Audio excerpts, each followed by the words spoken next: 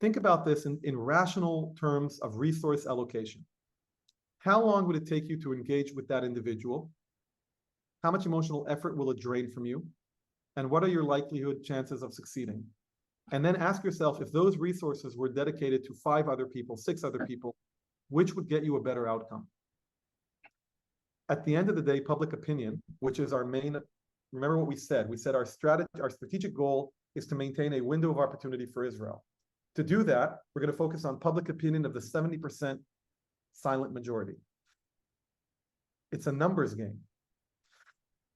Now, if this is a family member or a close friend, that's a whole different issue. But if you're talking from a purely strategic, big numbers game, hunting in packs, all of us adopting the same strategy and creating like critical mass of impact, I would suggest not engaging with that individual.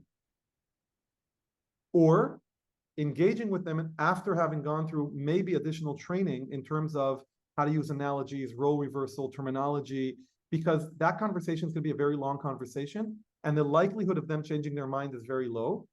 Roger Waters made, if you asked me as somebody who has a little bit of knowledge in psychology, what my explanation is behind his disgusting statement, is he probably saw the footage.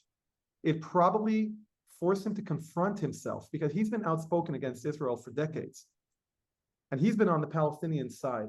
Imagine what emotional price he has to pay to wake up after 20 years and realize he was on the wrong side of history. What's the alternative? Dismiss the evidence.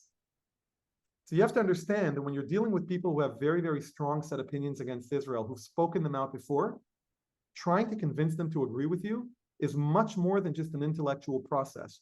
You are asking them to reconsider a broader part of their entire identity. You are asking them to reconsider a position that will have real ramifications on how they go back to their peer group and engage. What would it mean for you if you woke up tomorrow realizing Israel was evil? What impact would that have on your life? Think about that on the other side.